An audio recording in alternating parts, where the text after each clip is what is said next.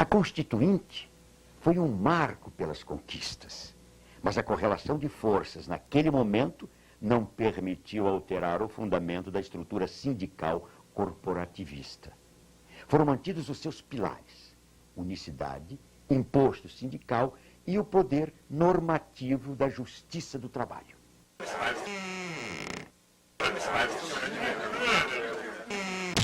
A experiência mostrou que liberdade e autonomia sindical só existe se o sindicato está nas empresas, nas fábricas, nos postos de saúde, nas escolas, no campo e na cidade. E se os trabalhadores estão organizados nos seus locais de trabalho, e se não estão isolados. A proposta da CUT para a construção de um sistema democrático das relações de trabalho busca consolidar a representatividade e tem pontos fundamentais: organização no local de trabalho, organização por ramo de atividade e organização livre dos trabalhadores em centrais sindicais classistas, fortes e representativas.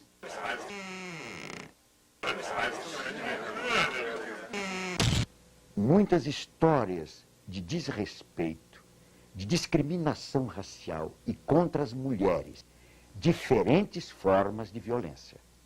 O local de trabalho é o espaço social onde a democracia ainda precisa chegar.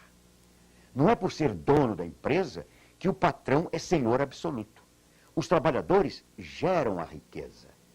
Uma máquina parada, por maior tecnologia que tenha, não produz riqueza alguma.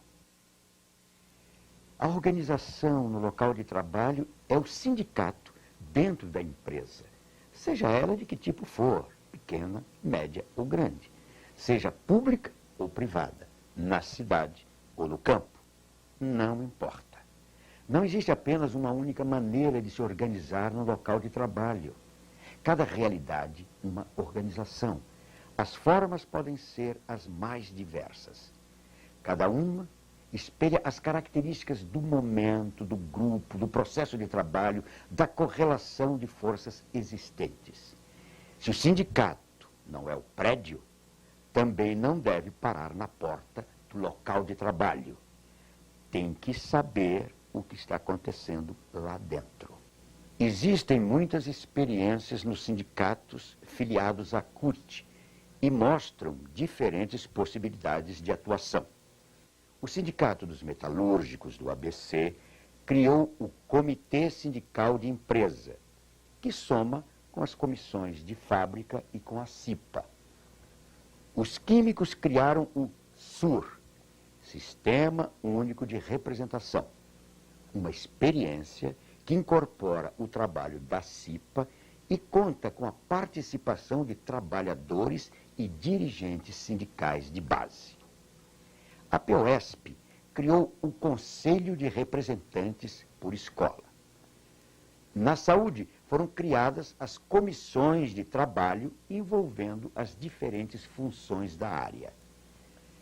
A organização local de trabalho permite acompanhar as mudanças que ocorrem na dinâmica, na gestão das empresas. Esses acordos que estão assinados, que foi uma vitória para nós, eles têm que ser cumpridos no dia a dia. É uma forma para que sejam ouvidas as necessidades, reivindicações e sugestões. Exige que trabalhadores e integrantes dos órgãos sindicais estejam juntos, discutindo e negociando. Uma troca constante de informações, até mesmo nas situações onde a dificuldade para estar junto dos trabalhadores é muito grande, como no caso dos rurais. O sindicato deve estar presente onde está o trabalhador. Esta aproximação estreita laços, amplia os conhecimentos sobre o setor produtivo e aumenta a representatividade. A legitimidade conquistada fortalece os trabalhadores, amplia a democracia e aumenta as condições para a negociação coletiva.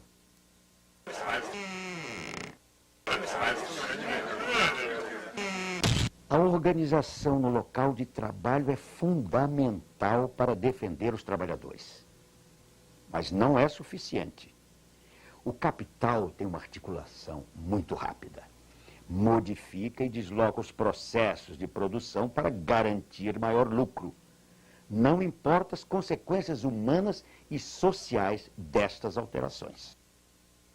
Com a estagnação da economia mundial, houve uma queda nos empregos formais, com tempo indeterminado, com carteira assinada.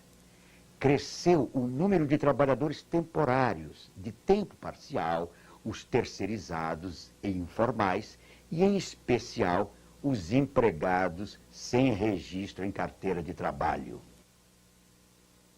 O governo Collor abriu o mercado, desregulamentou as relações trabalhistas e flexibilizou as contratações.